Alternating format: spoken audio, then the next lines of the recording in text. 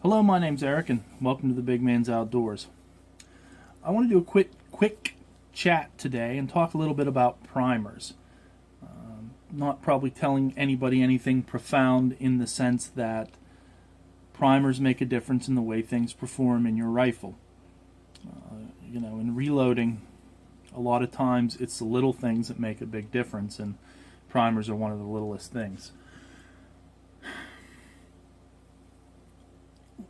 One of that fact was one of the things I first read about as I was, getting back into reloading and started doing some reading and just, trying to gather information.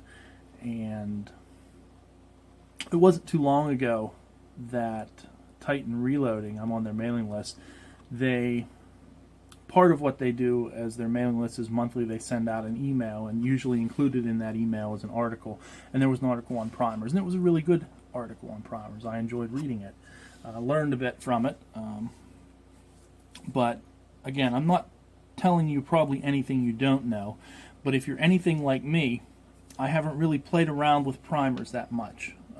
As I'm reloading, I really try and only deal with one variable at a time, and for the most part, I've just been using Winchester small rifle primers for my 224 Valkyrie.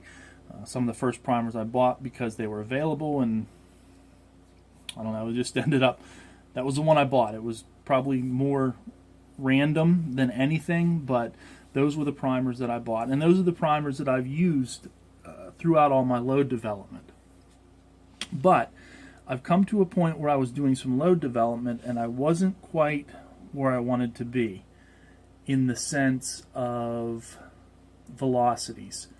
Other people were reporting, they were using this particular powder, this particular bullet, and they were getting a certain velocity in a range, and I wasn't quite there. And I was just kind of not scratching my head, but thinking about why I wasn't there. I had reached the powder limit as far as pressure. If I started blowing primers, I was really getting pressure signs as I was getting up to the top end of that, and I just couldn't get my velocity to go any further high.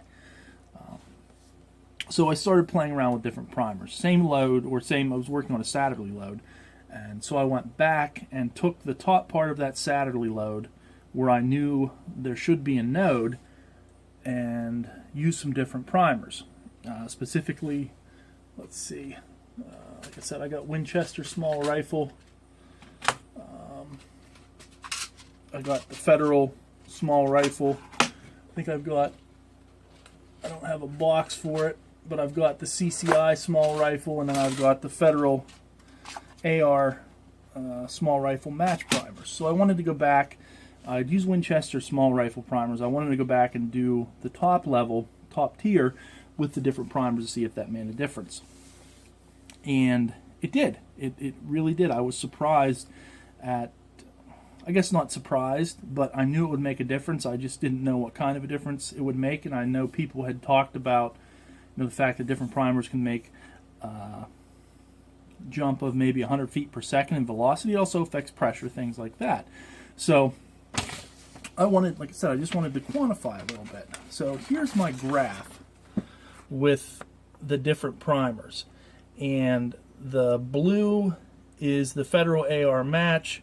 The reddish orange is the Federal, and the yellow is a Winchester small rifle. Now the CCI I shot as well, but unfortunately I didn't save the chronograph data, so I lost it. But it was up in here as well. Actually, the one that performed the best was the Federal. I was looking for a node above 2,900 feet per second. And like I said, with the Winchesters, I just wasn't getting there. I did make it up there for one powder charge, but there wasn't a node. And then this is where I started seeing pressure, and things really went south after that. AR match primers, Federal AR match, just didn't give me the same velocity. There's a node there, but it's not at the velocity I want. But the Federal primers give me that node at the above 2,900 feet per second. So I guess I just wanted to say and put it out there, that's the type of differences that your primers can make. So, for me, I started switching it up when I had a load that wasn't quite performing the way I thought it should be. And maybe that's something you may want to try if you're running into that situation. Like I said, I'm probably not telling anybody anything profound, but I did want to quantify it. The other thing, and I was actually watching I think it was I know it was Vaughn Precision, but I think it was on one of his Saturday load developments where he was talking about the difference that brass can make. I believe that he was seeing a difference in velocity based on different types of brass.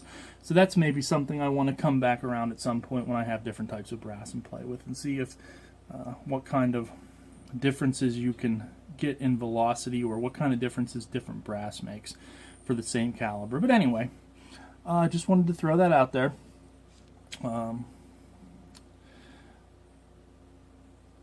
If you ever get a moment, again, check out the Reloaders Network. Actually, Vaughn Precision is a author on there. That's where I got that information from. Again, just a bunch of really great people with great information who are willing to share.